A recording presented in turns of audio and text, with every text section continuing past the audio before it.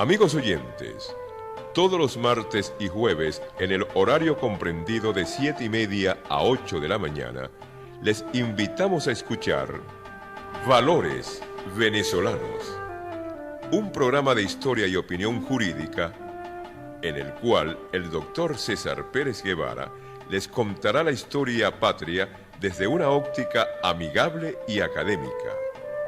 Y asimismo tendremos entrevistas con los mejores juristas del país.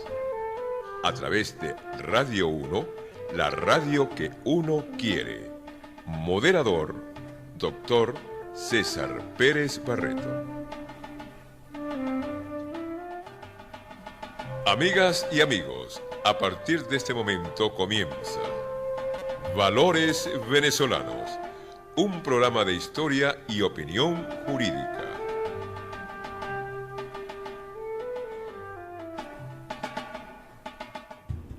Amigos y amigas, tengan muy buenos días. Es para mí un inmenso placer estar una vez más con todos ustedes, con motivo de llevarles un programa de corte histórico y legal, afianzado en la opinión de representantes calificados en el área histórica y jurídica, que tendremos como invitados. En el día de hoy nos acompaña el historiador y licenciado de la Universidad de Buenos Aires, Juan Manuel Rossi, licenciado en estudios italianos también en la Universidad de Pisa, Italia. Buenos días, amigo Juan Miguel Rossi. Buenos días, doctor Pérez. Buenos días, César. Buenos días, amigos. César. En el día de hoy vamos a tener un programa bastante llamativo, ya que vamos a conversar sobre qué fue la Cociata, o como se denomina popularmente, la rebelión de los morrocoyes. Dios mío, saben ustedes lo que es un morrocoy, ¿verdad? Bueno, pero en la Cociata no se dio eso, porque no fue tan lento. Bien, amigos, vamos a darle la primera intervención al doctor César Pérez Guevara. Adelante. Buenos días, amigos míos. Como siempre, para mí es un placer estar aquí con ustedes en su programa Valores Venezolanos. El día de hoy, una vez más, felices por contar aquí con un amigo personal, el historiador Juan Miguel Rossi.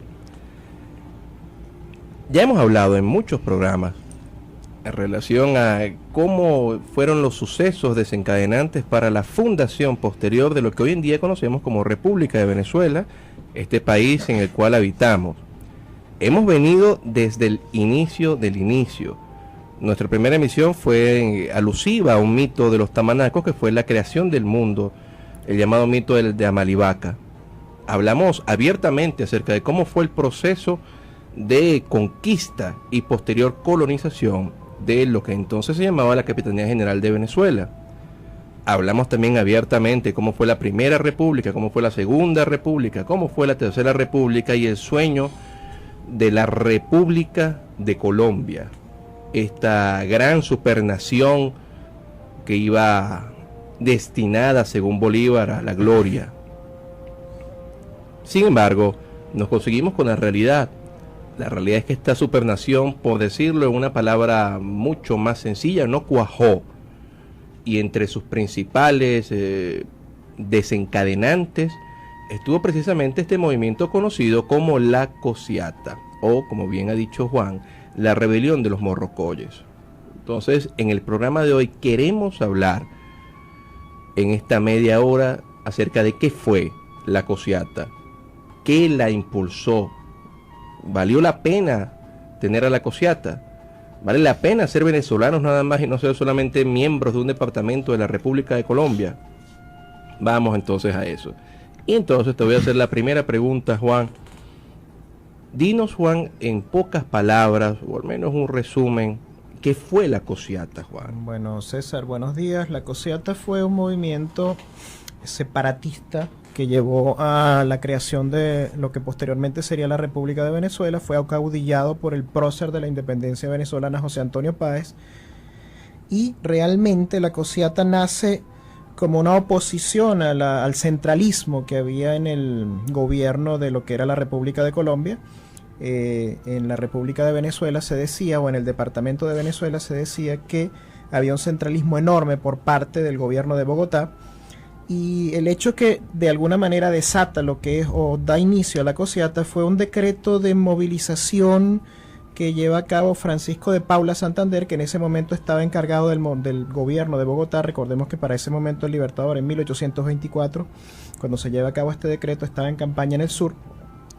Decretó una movilización de 50.000 hombres para el departamento de Venezuela, porque se pensaba que podía existir una especie de reconquista por parte de España de sus antiguas provincias y de sus antiguos territorios en la América recién emancipada. Este miedo tiene su origen, tiene su gesta en la famosa alianza, la Santa Alianza, o los llamados 100.000 hijos de San Luis, que era la unión de los monarcas europeos que habían jurado protegerse unos con otros para mantenerse en el poder. Y esta es digamos, el origen de este decreto que a posteriori en Venezuela desataría el movimiento de la Cociata.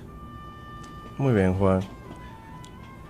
Siempre se considera, desde un punto de vista histórico, a veces apasionado, que uno de los dos erró. Los bolivarianos, vamos a hablar de las personas bolivarianas que realmente ven a Bolívar como lo que fue, un héroe, un hombre estupendo, pero que cometió sus errores. Es decir, estos bolivarianos son los que queremos, a los que nos referimos, no los que piensan que Bolívar fue un dios y no se equivocaba. Estos bolivarianos consideran que Páez se equivocó, que Páez no fue capaz de entender la trascendencia política de la República de Colombia como Bolívar la veía, y por lo tanto comenzó a conspirar. Por su parte, los paecistas, por llamarlo de alguna manera, aunque no se denominan así, solamente dicen que abogan por la República de Venezuela, dicen determinados factores que conllevaron a que Páez tomara esta actitud, y que esta actitud que tomó Páez de rebelarse en contra de su antiguo amigo, el libertador Simón Bolívar, era por culpa de Bolívar precisamente, entre otras razones. Es verdad, cuando se funda la República de Colombia, sigue la guerra, Bolívar va en campaña militar, y a través de algunos decretos se establece que el Ejecutivo va a ser llevado a cabo por el vicepresidente de la República. Que en este caso era Francisco de Paula Santander. Y las cuestiones que tomó Santander, la manera de gobernar de Santander, parecía siempre ir en beneficio exclusivamente de lo que anteriormente era el virreinato de la Nueva Granada, a la sazón Cundinamarca, y siempre en contra de la Capitanía General de Venezuela. Adicionalmente a esto, se suponía que se tenía que fundar una capital con el nombre de Bolívar que estuviera de alguna manera fronteriza entre lo que era la Capitanía General de Venezuela y el Virreinato de la Nueva Granada, y por el contrario la capital estaba en Bogotá, y entonces todas estas personas fueron llevando gran poder y Venezuela estaba en la peor de las situaciones, lo que hace que entonces Páez se tenga que preguntar, como jefe supremo del departamento o de los departamentos que conformaban Venezuela, si lo más importante es el amor a lo que decía exclusivamente Bolívar o el amor por el terruño propio. ¿Qué opinas tú de esto, Juan? Estos sucesos desencadenantes, la labor de Santander, la labor de Páez, la labor de Bolívar. Vamos a hablar de esto abiertamente. Este decreto de Santander no es ni siquiera, bueno, no es prácticamente tomado en cuenta por Páez, quien lo demora durante más de un año, y de esos 50.000 efectivos que le pedía Santander, logra reclutar apenas 800. Se hicieron otras tentativas que terminaron en unos disturbios muy fuertes en diversas ciudades del departamento de Venezuela, y posteriormente el general Páez, que en ese caso tenía el poder supremo, fue destituido por el Senado de la República de Colombia y se le llamó a juicio. Se le pedía que compareciese en Bogotá para ser juzgado. Páez no va, se radica en Valencia, y en Valencia estalla una rebelión que exige que Páez tome el poder. Ya Páez había renunciado por motivos, digamos, políticos, pero esta rebelión que estalla, que evidentemente, a mi manera de ver, era también promovida por él, hace o pide que el general Páez vuelva al poder del departamento de Venezuela, y así sucede. Él entrega el mando primero del departamento de Venezuela al general Juan de Escalona, y se niega a ir a Bogotá y se instala en Valencia. Estalla después esta rebelión que hace que Páez vuelva al poder. Yo creo que Páez actúa un poco también basado en su gloria militar y también basado en el amor al terruño, dado que ese centralismo que tenía el gobierno de la República de Colombia, encarnado por Santander, de alguna manera comprometía la unión de la República, porque los otros departamentos que la componían, que eran el departamento de Venezuela, el departamento de Guayaquil y el departamento del Istmo, actual Panamá, se sentían como relegados, ya que todas las decisiones se tomaban en Bogotá. Y había también, vamos a ser claros en esto, celos personales de los líderes o de los comandantes generales de estos departamentos hacia la figura del general Francisco de Paula Santander. No, y lo curioso aquí está en que Santander va a ser uno de los principales enemigos del Libertador en cuanto a centralismo se refiere. Él hablaba de federalismo, y no obstante, años anteriores, antes que sea el más grande defensor del federalismo, Santander defendía el centralismo de esta manera y hacía que todos estuvieran en desacuerdo con las decisiones que se tomaban. Para los oyentes que nos escuchan y no están familiarizados con los términos, el centralismo fundamentalmente es un gobierno con un poder ejecutivo fuerte que es el que da todas las órdenes para todos los componentes de la República. El federalismo, por el contrario, intenta descentralizar el poder y que existan varios centros de el mismo en cualquier parte del territorio de la República. Entonces Bolívar, es entendible, siendo que aún estábamos en guerra, pretendía que existiera un centralismo, que fuera algo extremadamente fuerte. Sin embargo, a fin del gobierno de la República, él pretendía que existieran varios centros de poder. Entonces, aquí nos encontramos con esto. Páez se insubordina y nada más y nada menos que el libertador Simón Bolívar acude a hablar con él y le perdona. Coméntanos acerca de esto, Juan. Páez, que se encontraba en rebelión, suscita la visita de Bolívar a Venezuela, que tenía aproximadamente 5 años que no veía, o casi 6 años. El general Bolívar, el libertador, llega a Caracas el 31 de diciembre de 1826 y se reúne con Páez, lo ratifica como jefe del departamento de Venezuela, jefe civil y militar, de alguna manera creyendo que eso podía calmar la situación de rebelión que se vivía en el departamento de Venezuela. Bolívar retorna en ese momento a Bogotá, pero ya allí había también una fuerte oposición a su autoridad, porque el general Santander para ese momento era un fuerte defensor del federalismo y Bolívar ya comenzaba a pregonar dentro de sus postulados lo que era el fuerte centralismo para mantener la unión y quizás para acentuar el poder personal sobre los territorios de lo que componían la República de Colombia en ese momento. Nos llegó una llamada y nos pregunta específicamente, ¿el centralismo entonces se puede considerar como una dictadura? Dependiendo de qué entendamos por dictadura, y aquí queremos hacer un breve espacio. El término dictadura hoy en día está vulgarizado. El término dictadura tiene por origen esta magistratura especial que solamente era temporal y surgió en Roma. Es decir, cuando teníamos el Senado romano y la República romana se encontraba en un periodo de guerra, no podían ambos cónsules tomar decisiones entre ellos porque podían ser contradictorias y albergar una destrucción de la República. Se elegía a una persona, la más capacitada militar y políticamente, para que tomara todos los poderes de la República en su mano, resolviese el problema y posteriormente, como buen ciudadano, entregase todos los poderes nuevamente al Senado. Es necesario en este caso acotar históricamente el ejemplo de Lucio Quincio Cincinnato, quien fue llamado por el Senado romano para tomar el poder como dictador. La palabra dictador quiere decir en su origen el que dicta las leyes, el que dicta las providencias en un momento determinado o coyuntural de crisis de una nación. Específico. Ajá. Y en ese momento Lucio Quincio Cincinnato, una vez terminado su mandato, entregó de nuevo el poder a los cónsules de Roma.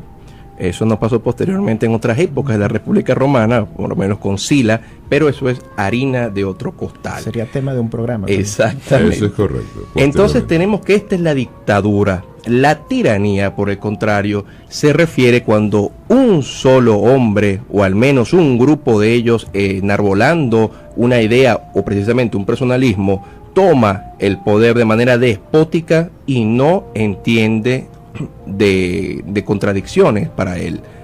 Entonces podríamos conllevar que en efecto en Roma, volviendo otra vez al ejemplo de Roma, así como Cincinnato fue un dictador en el correcto sentido de la palabra, posteriormente Sila fue un tirano, porque Sila toma la dictadura pero no devuelve el poder, Sila la toma para él. Bolívar, que es un gran heredero del derecho romano, de hecho podemos verlo en el decreto, en el juramento sobre el Monte Sacro, Bolívar era bastante conocedor de lo que era derecho romano, historia romana, está totalmente familiarizado con estos términos y los usa de esta manera. Bolívar siempre se refiere al tipo de gobierno que tenía en estos años en que vivía la República de Colombia como un dictador. Y de hecho, en cartas al Congreso, en cartas a sus amigos decía: colombianos, no les vengo a hablar a ustedes de libertad, porque en dictadura no hay libertad. Entonces, esta es la manera en la cual Simón Bolívar veía esto, y posteriormente va a desencadenar que cuando él considere que ya está liberada Colombia, que ya se puede hacer otra cosa, él renuncie al poder dictatorial que tenía. Y es a lo que vamos a entrar ahorita, pero Juan quería decir algo. Dime, Juan. Que este poder dictatorial omnímodo de Bolívar realmente tiene su, vamos a decir, clímax a partir de la Convención de Ocaña, ¿no?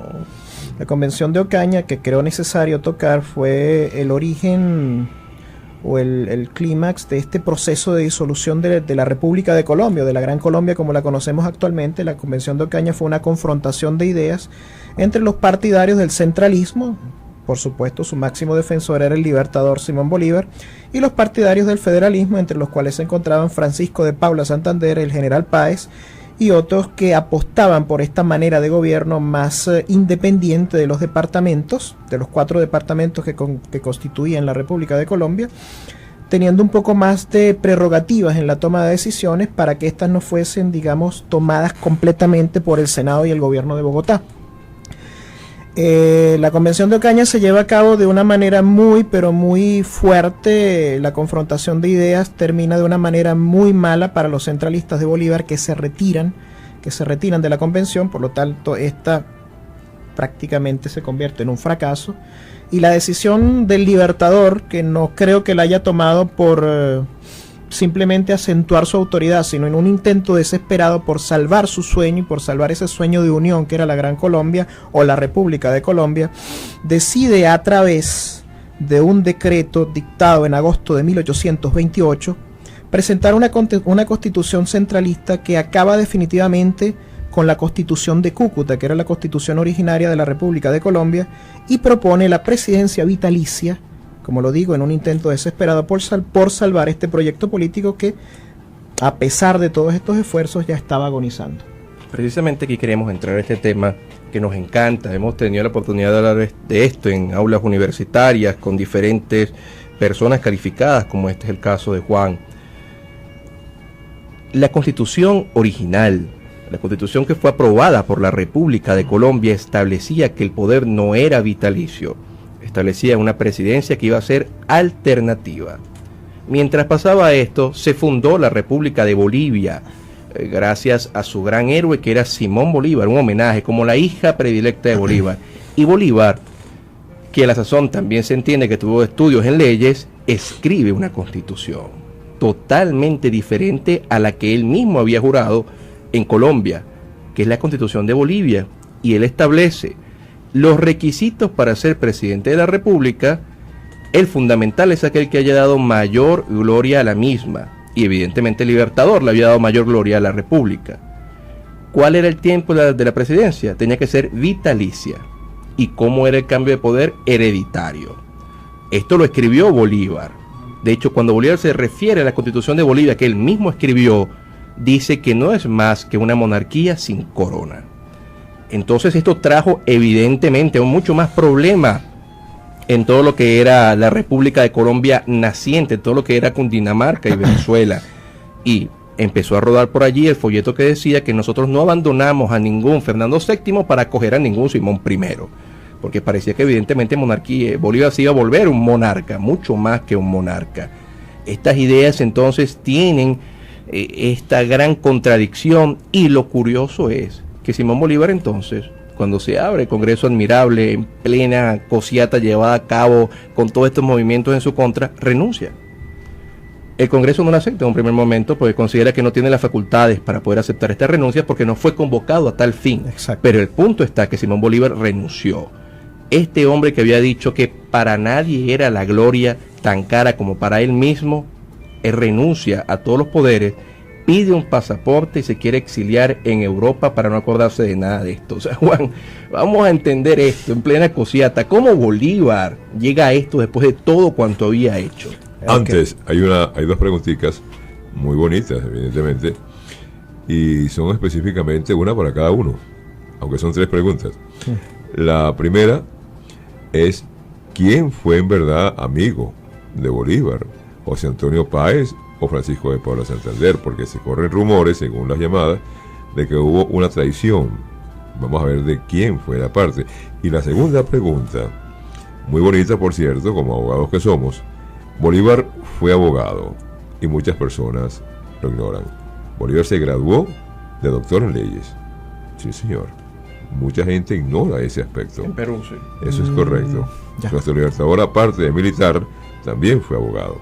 Esa ya está contestada. Pero la otra, cada quien que tome su postura. En este caso, decirlo sucintamente para entrar Francisco de Paula Santander o... Para mí Francisco de Paula Santander no fue amigo de nadie jamás. Sus biógrafos, como se refieren a él, como Santander se refieren a él, era un hombre demasiado oscuro. Él era amigo de sí mismo y amigo de sus intereses. Exactamente. Páez, por el contrario, era amigo... Vamos a poner aquí un ejemplo para sellar este punto. Cuando Aristóteles tiene que huir de Atenas, le dice a Platón: yo soy amigo de Platón, pero soy más amigo de la verdad.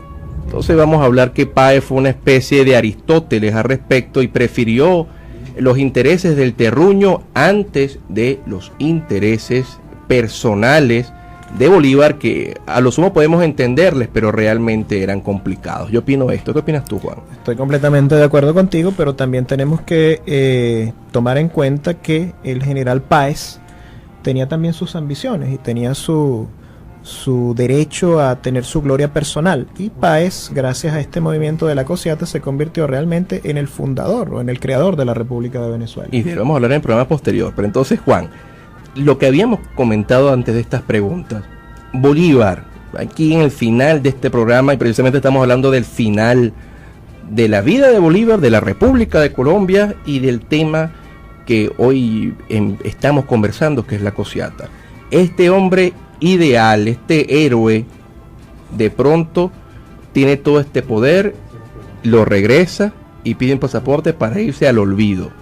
¿Qué opinas tú de esto, Juan? Creo que era la decepción de un hombre magnánimo que simplemente vio como todo su proyecto político se desmoronaba. Su proyecto político se desmoronó a causa de las traiciones, a causa de las ambiciones personales y a causa simplemente de una realidad que era la realidad imperante en todos los departamentos, que eran los deseos de tener más participación o de simplemente ser protagonistas de la vida nacional. Cada departamento que formaba parte de la Gran Colombia quería autonomía, y esto yo creo que es lo que verdaderamente a la larga destruye el proyecto político de Bolívar.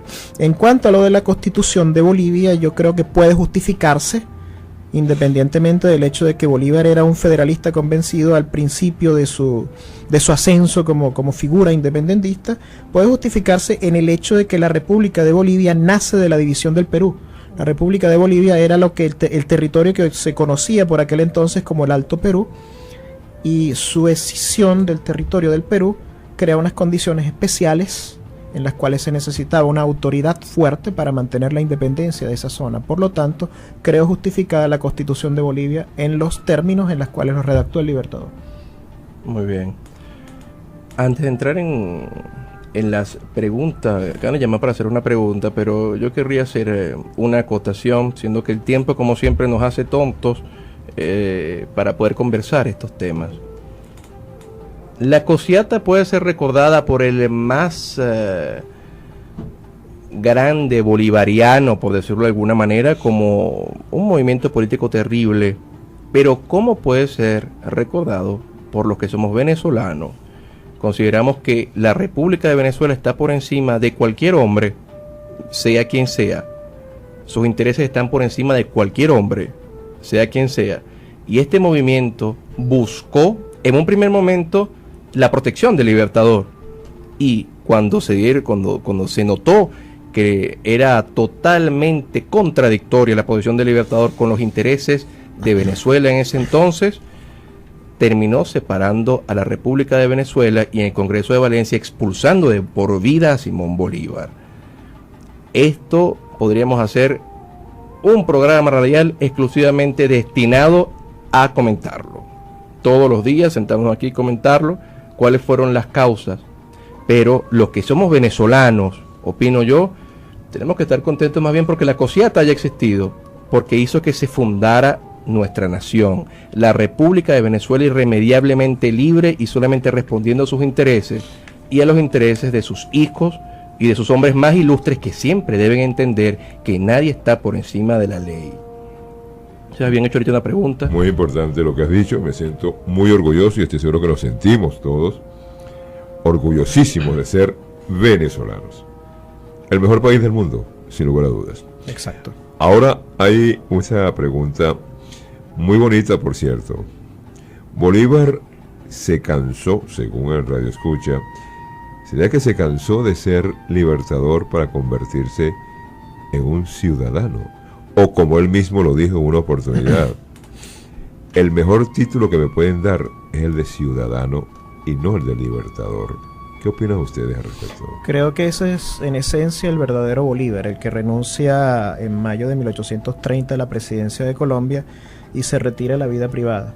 El simple ciudadano, como en algún momento lo fue Lucio Quincio Cincinato, al abandonar la dictadura, al devolverle el poder al Senado y a los cónsules de Roma, o de alguna manera lo que hizo también el general San Martín, que una vez terminada su actuación en las guerras independentistas, después de la famosa entrevista de Guayaquil, abandona completamente el poder y se retira a vivir en Europa con su hija. Incluso escribe un libro dedicado a ella, de consejos para la vida. Creo que eso es la máxima aspiración de todo héroe y de todo político que piensa como primero en el bien de los ciudadanos. Es muy bonito lo que acabas de decir. Y hay algo importantísimo, que lamentablemente la prepotencia ha conducido a un estado de, ¿por qué no decirlo?, brutalidad. Porque evidentemente es lo que se pone de manifiesto cuando una persona pretende dársela más que los demás, y peor aún, cuando aparenta una cosa y definitivamente es otra, ¿no? Considero que la humildad es el principio básico de que una persona sea exaltada a la gloria. La humildad, no la prepotencia, no el autoritarismo y sobre todo la sinceridad.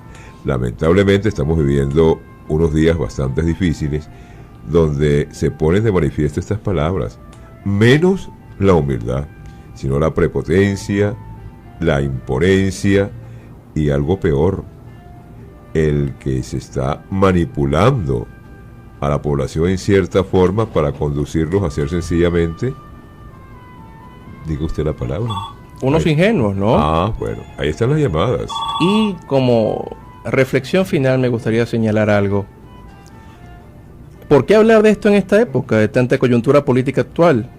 Porque aquel que no conoce su historia está destinado irremediablemente a repetirla. Y adicionalmente a eso, Simón José Antonio de la Santísima Trinidad Bolívar Palacio, familia de los Blancos y los Ponte, el hombre más ilustre del siglo, renunció al poder, amigos míos. Cuando él consideró que ya su dictadura no tenía sentido y se podía tornar en una tiranía, y los más bellos ideales que lo habían llevado a ser lo que fue, de alguna manera podían desencadenar en algo terrible, renunció al poder. Si Bolívar renunció al poder, entendemos que ningún hombre es necesario en el mismo, que ningún hombre en base a ninguna idea, en base a ningún partido político, en base a ninguna revolución puede considerar que siempre tiene que ser el que mande un país. Vean el ejemplo de Bolívar, cuando dudaron de él, renunció al poder. Es necesario también recordar que Sila renunció al poder llegado su momento y se retiró a vivir en una villa de campaña del sur de Italia cuando sabía que su poder simplemente estaba menguado y cuando la enfermedad que lo mató ya estaba carcomiendo su salud. El mismo Lucio Cornelio Sila, que es una de las expresiones más abyectas que la historia pueda recordar de dictadura, renunció al poder. Bien, amigos, no hay que olvidar algo importantísimo. Dos frases de nuestro ilustre prócer Simón Bolívar, y eso hay que tenerlo muy conscientemente en nuestro corazón. Un pueblo de ignorantes es instrumento ciego de su propia destrucción, y cada pueblo tiene el gobernante que se merece. Señores, pensemos, razonemos y posteriormente actuemos. No nos debemos a nadie y no tenemos por qué ser manipulados por nadie. Señores, somos venezolanos, vamos rumbo a que Venezuela se mantenga siendo respetada en el universo del mundo como el mejor país. De hecho, lo dicen los extranjeros que llegan a nuestro querido país y después no se quieren ir. No entiendo por qué todavía existen venezolanos. ¿Serán que son cobardes o temerosos que se van? No, quédense y luchen por su tierra, luchen por su patria, demuestre que en realidad somos venezolanos, porque Venezuela, sus hijos, le dieron libertad a Colombia, le dieron libertad a Perú, le dieron libertad a Ecuador. Los venezolanos, entiéndase bien, de aquí, de esta tierra. Entonces aquí no hay cobardes, pero tampoco debemos de ser mancillados y mucho menos que nos vean como unos bobos. Pensemos y actuemos, señores. Bien. Para cualquier comentario o pregunta, recuerda acceder a la página de Facebook del programa Valores Venezolanos y darle me gusta. Del mismo modo, allí tendrán a su disposición íntegras todas las emisiones de este programa para que la escuches nuevamente o puedas oírlas si no la pudiste escuchar en vivo. Bien, amables, hemos tenido el inmenso placer de elaborar para todos ustedes en el control técnico Santiago García. En los comentarios, el doctor César Pérez Guevara, el licenciado Juan Miguel Rossi, la señora Miriam Gamboa, un servidor de ustedes, doctor César Pérez Barreto, todos bajo la dirección del doctor Rommel Hill.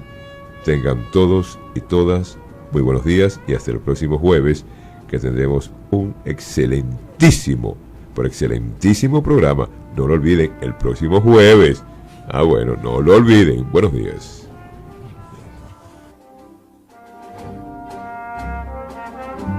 Amigo, amiga, ¿tiene usted un problema de inquilinato de local comercial o de vivienda? ¿Un divorcio? ¿Necesita un abogado que defienda sus derechos a través de un litigio o incluso de un amparo constitucional? Comuníquese con el doctor César Pérez Guevara a través de los teléfonos 0416-634-0972 y el 0424-136-7584, quien conjuntamente con sus asociados dará respuesta a sus problemas jurídicos en materia sustantiva civil y en cualquier clase de litigio ante los tribunales de la República. Esto fue Valores Venezolanos, un programa de historia y opinión jurídica. Nos reencontramos en una próxima emisión a través de Radio 1, la radio